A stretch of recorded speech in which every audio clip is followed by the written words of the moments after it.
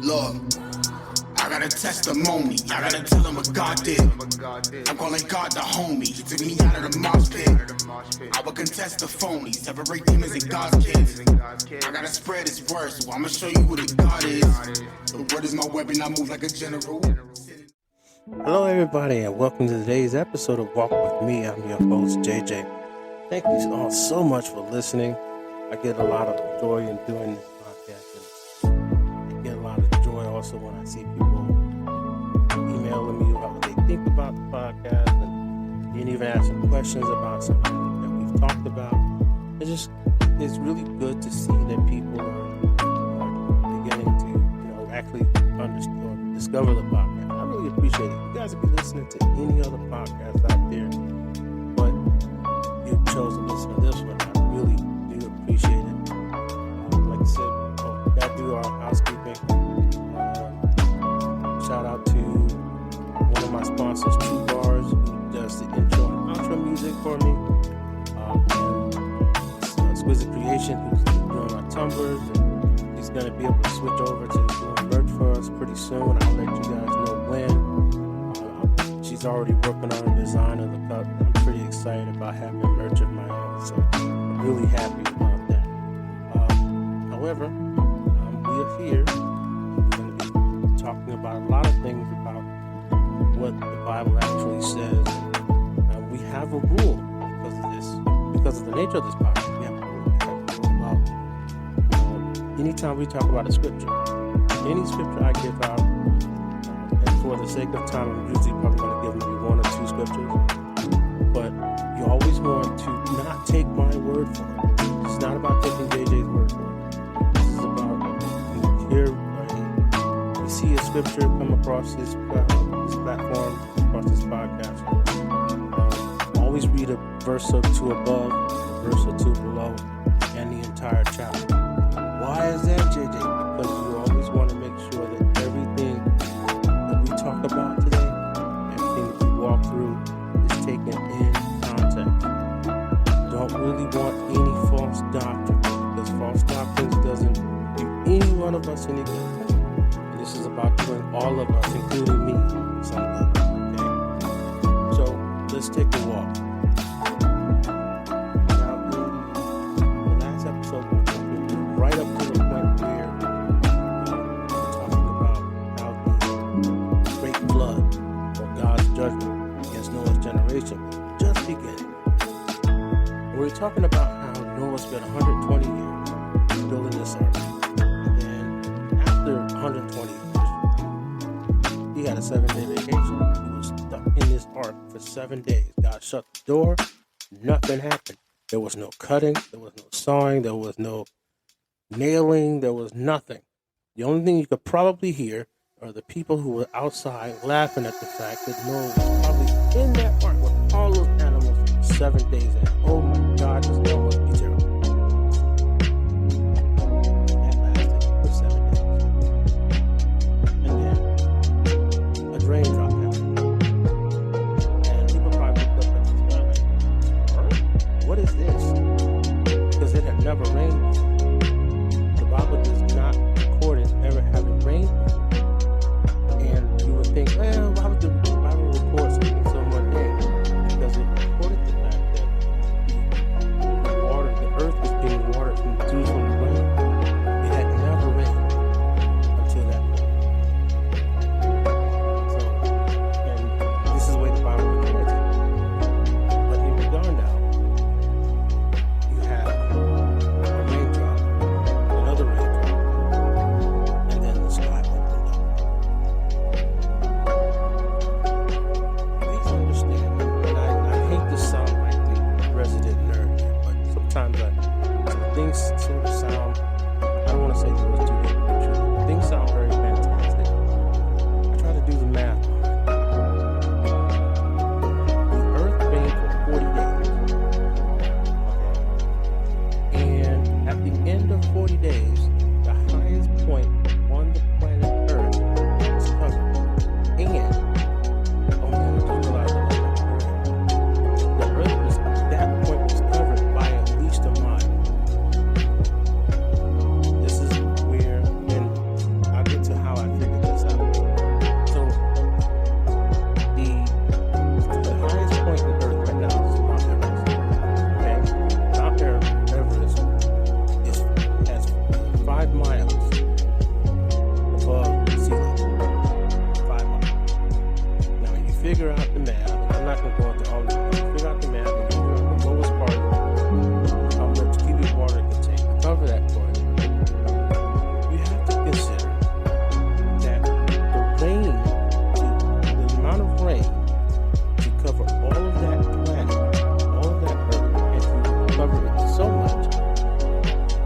have been falling at about 200 inches an hour.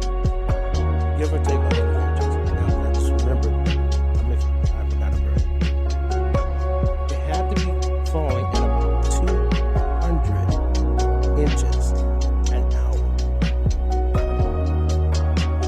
Doing the rough math, that means that this wasn't just a normal rainstorm. These weren't just regular cumulonimbus clouds in the sky.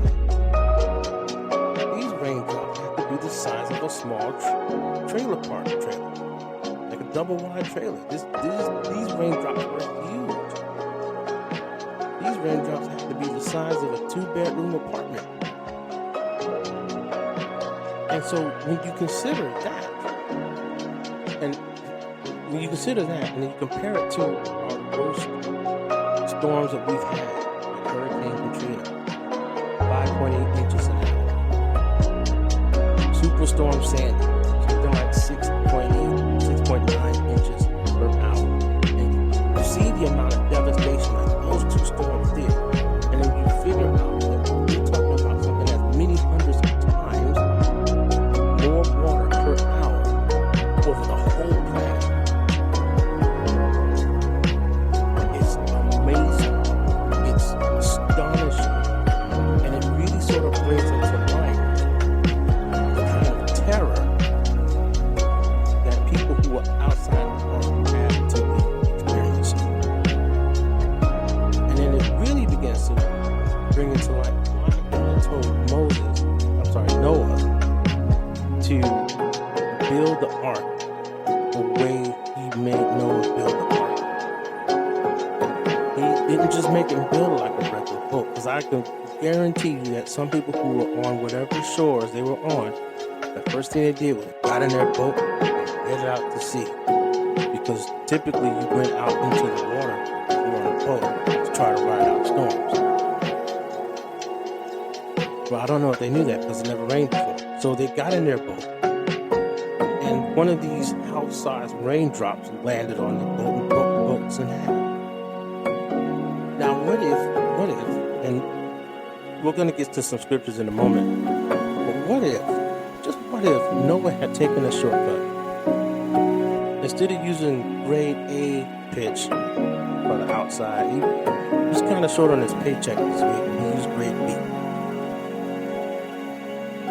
What if he said, well, God, I don't think I need all of that. I don't think I need to put 3 screws in this joist. I'm going to put 2, and it's going to be just as good. That ark would have fell apart. Everything would have done. That tells me that I cannot be just lackadaisy willy-nilly when it comes to my work with God, my walk with God, and my attitudes about living for God. I cannot be just, this will do, this should get by. Because we don't know. We don't know exactly what's coming. Noah had no idea the amount of storm that was coming. But when he went into that ark and God said that door, he stayed in there for 40 days while it rained, and then another 110 days. That's 150 days. Now, I feel that it's interesting. At the end of 150 days, at the end of another 150 days, how are you looking at 300 days? No, I'm sorry. At the end of 150 days, the ark came to rest on Mount Ararat.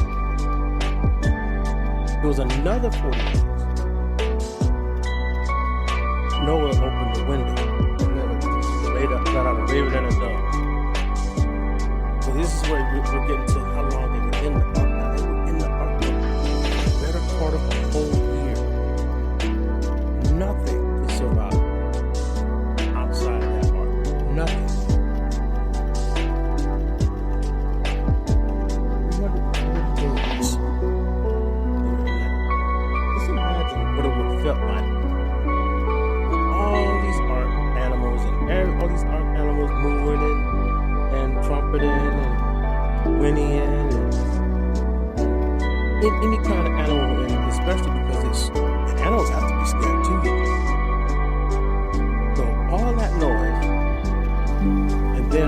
sudden, everything just quieted down. And you have all these animals, and they've been there for 340 days. Imagine how much the smell would be.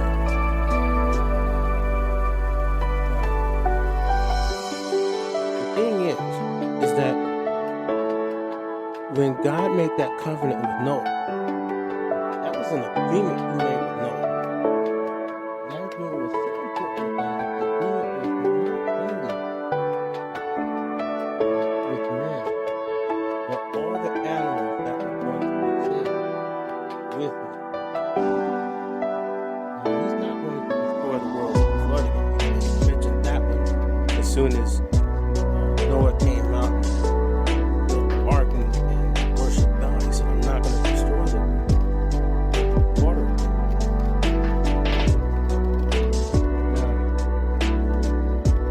this was not the end of God's communication with Noah. And it's very important to know this. We're going to talk about Genesis 9, 1.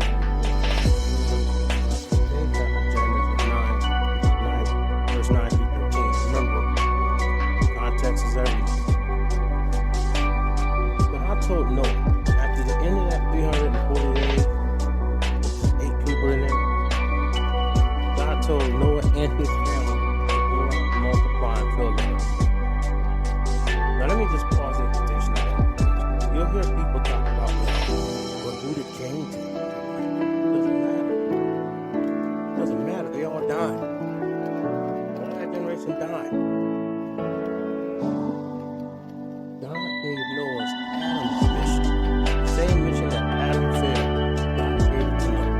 God is going to find someone to do what he wants to happen. Whether it's you or not. For me, I think it has to be me. I would rather it be me. Because I don't want to be wiped off. Then he also said, and this had never been said before, he said that he wants to be good. He wants to be good and be used to go good. This is new. This is not in the record. This is new now.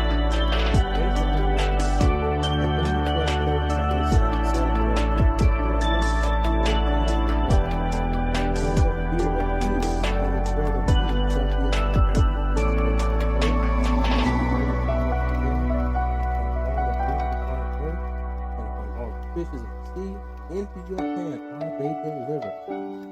Every moving thing that lives to be meat for you. Every living thing shall be meat for you. I just want to say that again. Every living thing shall be meat for you. And even as the green herbs have I given you all things, but flesh with the life thereof, which is the blood thereof, shall you not eat. Well, let's pause there for station identification. Don't eat the blood because the blood is life. Then you got one rule again. You're going to start off with one rule again. Don't eat the blood. Don't eat your meat raw. Don't do it. Because that's the life. And you do not have power over life. I am God, I have power. It was at this time that God also started talking about human government. And he started setting up a hierarchy of human government because until then, there really wasn't. And God said, behold, I will establish my agreement with you, my promise, my agreement with you, your seed after you. And with every living creature that is with you, fowl, cattle, all that go out of the earth,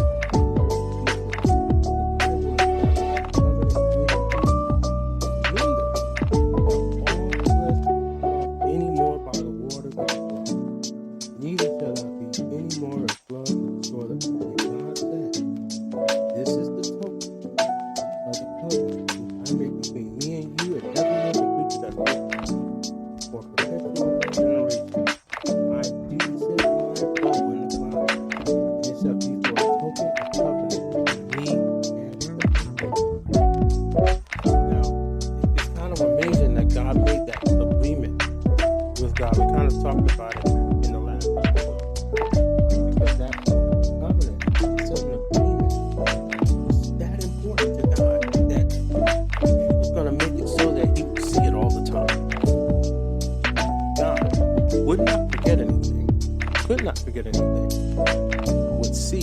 the reminder of his covenant all the time.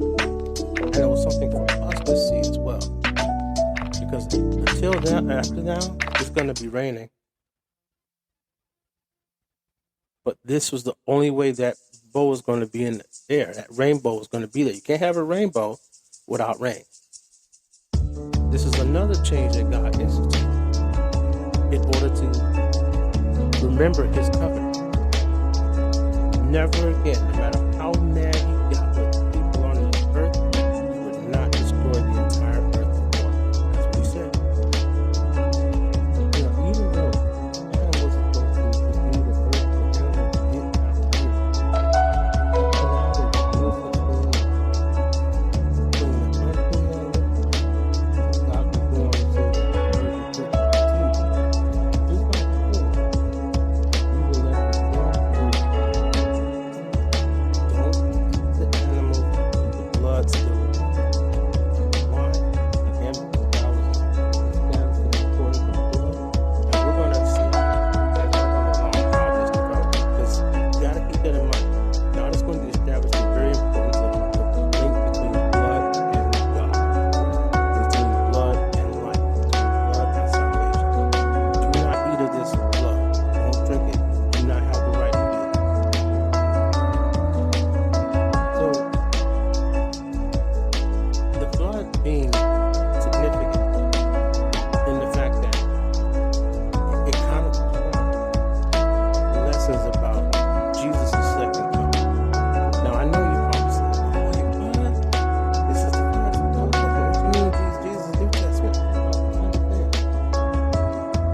But the reason why that flood was used as a teaching point is because in the New Testament, Jesus was saying the conditions that would happen in the next mass judgment.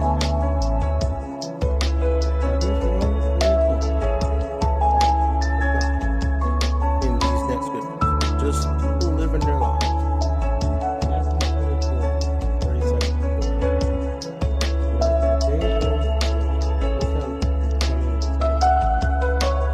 Listen very closely. In the day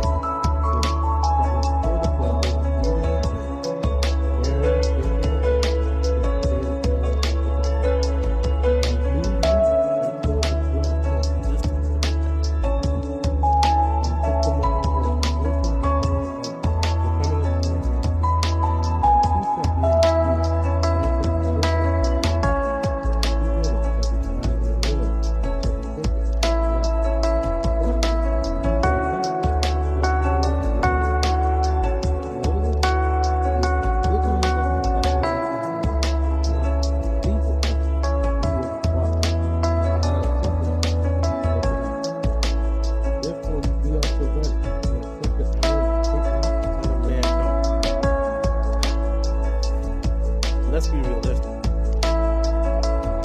With our constraints of time, it's been 4 episodes just on that half of the scripture. Let's be realistic here. But I'm going to sum it up for you because I want you to read it this out. Again, there is no mention of God. When we talk about the Son of Man, we talk about Jesus. But there's no mention of how people have faith. There's no mention of how people going to church. There's no mention about people having godly principles.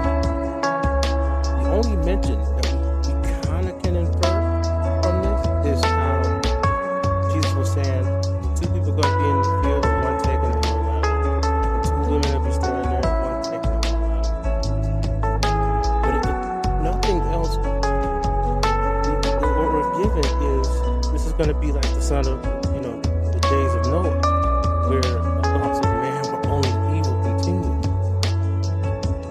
But I also want to point out one other thing before we move on, and this will probably wrap me up today. We have gotten so what's the word? Dependent on trying to predict when the end will come, and we'll have what's called the rapture. No, the word rapture is not in the Bible. Get it? But when we talk about this whole 2 in the field and 1 taken and 1 2 in the grinding and 1 taken, we kind of referring to the rapture when that happens. And yes, I'll say it again, I'll keep saying it. The word rapture is made up, but it's just a encapsulated word that talks about this. Well, we spend now, there's so many people who spend their entire lives more concerned about the signs of the end of time than they do with getting ready for the end of time. What are you talking about? If my soul was right, and if your soul was right, and if you were ready for the end of time, we wouldn't worry about the end of time being. We wouldn't worry about when Jesus was coming back. We wouldn't worry about when the rapture is going to happen. Because the reason why we're looking for the end of time, we're looking for the rapture, is because we don't want to miss the rapture. We don't want to miss that express ride of heaven. But we spend so much time looking for it, thinking that maybe we could be partying and living in the world right up to the last second, and then pop right in. We can get right into the ark right before God closes the door. But if anything, the flood teaches us is that the ark was closed 7 days before anybody even realized something was wrong.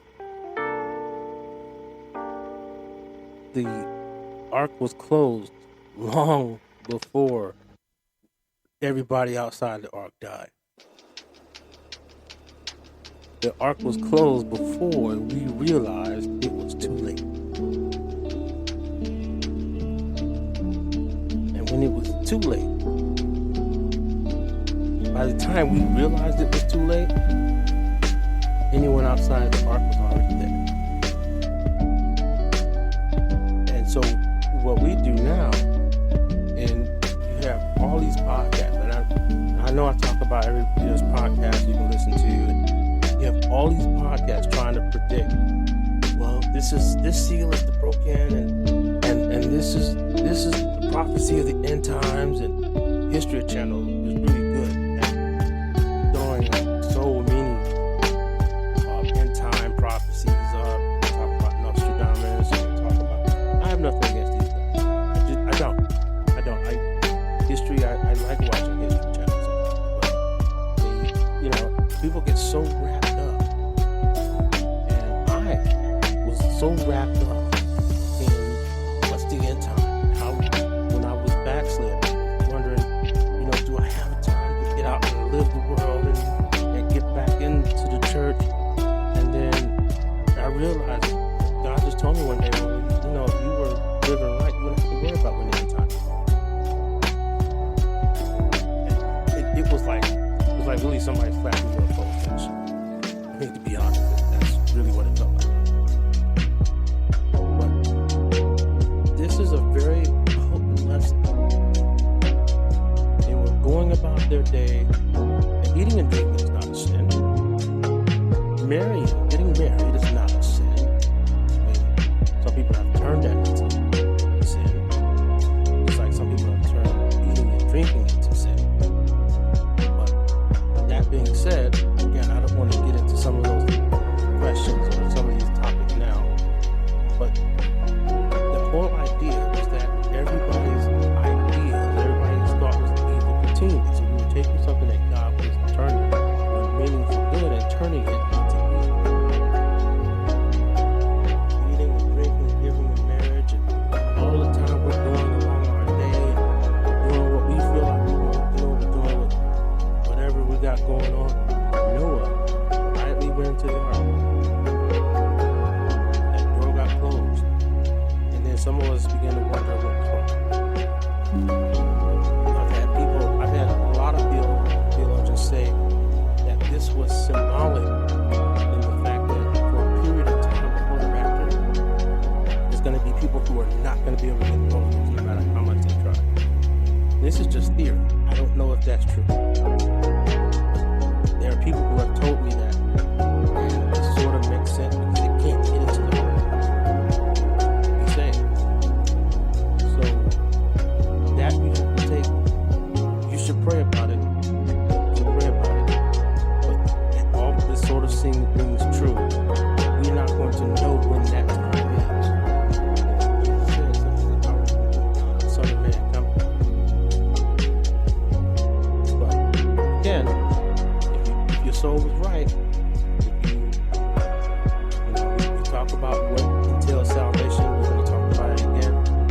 continue talking about it. If you follow that plan of salvation, you're all good. You don't have to worry about when it comes. You don't have to worry about when it comes. You don't have to worry about when it comes. If that's it. So you don't have to worry about trying to catch the next prophecy special. You don't have to worry about that. You don't have to worry about aliens. You don't have to worry about. You just worry about living for God, worshiping God, and living your life. Because Jesus said, "I came that you have life and life more abundantly." You just worry about your life being more abundant. If your soul is right.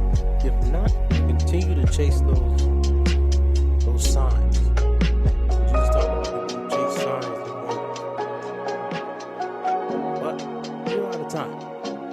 I know I was a little hard on you today. I'm sorry about that. But this is very important. Because God told us, just like it was back then, it's going to be when I come back. God ain't never lied yet. So, that being said, I know it's a heavy subject. Take a few minutes after you see this podcast and just sort of talk about it. You don't have to have a full prayer. You ain't got to open the book and read nobody else's prayer. You just talk to God. You just talk to God. Say, God, I love you. Whatever your soul brings you to say to God, you let that talk to God. Probably should do this after everyone. That way, if I'm telling you something that's not true, God will correct me. So I thank you guys for listening to this podcast. Thank you for sharing this podcast. I see a lot of people sharing. I do thank you for your questions. I'm going to keep stacking the questions. We're going to actually have our own episode, like a mini bonus episode once a month with answering questions. Alright? Talk to you later. Love you. Been great. Let's keep on walking.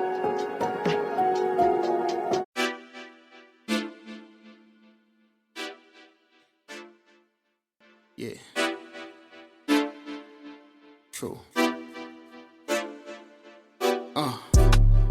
See, I do it for Jesus.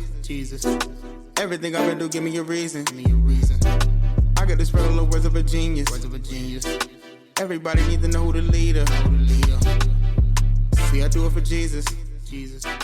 Everything I've been doing, give me a reason.